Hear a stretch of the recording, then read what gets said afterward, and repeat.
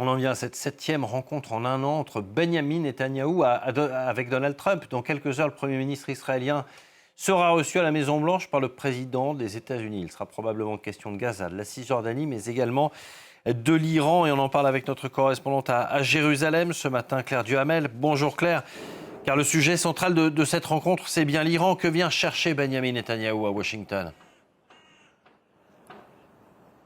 Bonjour Damien. Oui, ça ne fait aucun doute. Le sujet principal entre Donald Trump et Benyamin Netanyahou, c'est l'Iran et les négociations qui ont lieu en ce moment de façon directe entre les États-Unis et l'Iran, puisque ça a débuté il y a quelques jours à Oman avec une rencontre de l'émissaire américain Steve Witkoff et du ministre des Affaires étrangères iranien.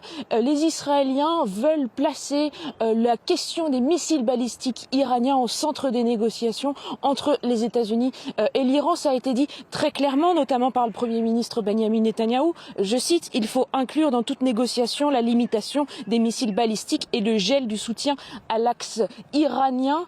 Alors il faut bien retourner un petit peu en arrière pour bien comprendre ce qui se joue aujourd'hui à Washington. En 2015, eh bien, il y avait le traité de Vienne sur la non-prolification nucléaire pour l'Iran. Et en 2018, lors de son premier mandat, eh bien, Donald Trump avait annoncé le retrait des États-Unis de cet accord. Ça avait alors été salué par les Israéliens. Et d'un point de vue américain, l'enjeu maintenant, si ces négociations avec l'Iran aboutissent, c'est d'arriver à un meilleur accord que celui de 2015 et ainsi peut-être inclure les missiles balistiques. D'un point de vue israélien maintenant, la question des missiles est une ligne rouge. Les Israéliens disent que la République islamique d'Iran est une menace existentielle à l'État d'Israël. Et on se rappelle de la guerre de juin dernier qui a duré 12 jours pendant laquelle, eh bien, pour la première fois, le territoire israélien avait été ciblé massivement par des missiles iraniens. Et puis enfin, d'un point de vue iranien, d'un point de vue en tout cas de la République islamique d'Iran, il est relativement peu probable que la question des missiles soit inclue dans un nouvel accord, car cela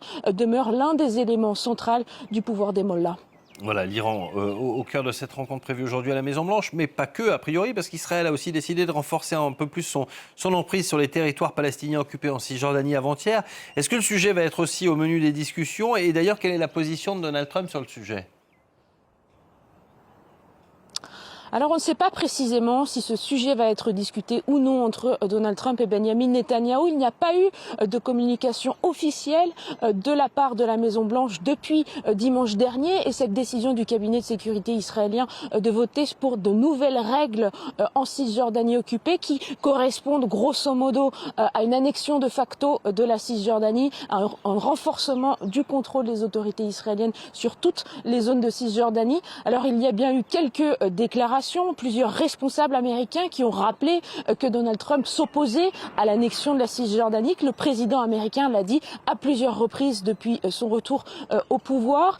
Donald Trump qui a aussi donné une interview au site américain Axios dans lequel il dit, je cite, « Il y a suffisamment de choses auxquelles on doit penser maintenant, on ne doit pas avoir à s'occuper de la Cisjordanie ». Alors les Palestiniens de Cisjordanie, eux, ils disent que ces nouvelles règles, elles sont en quelque sorte la continuité d'une politique du fait accompli qui dure depuis des années en Cisjordanie occupée, qui correspond à s'accaparer plus de terres, à renforcer la colonisation.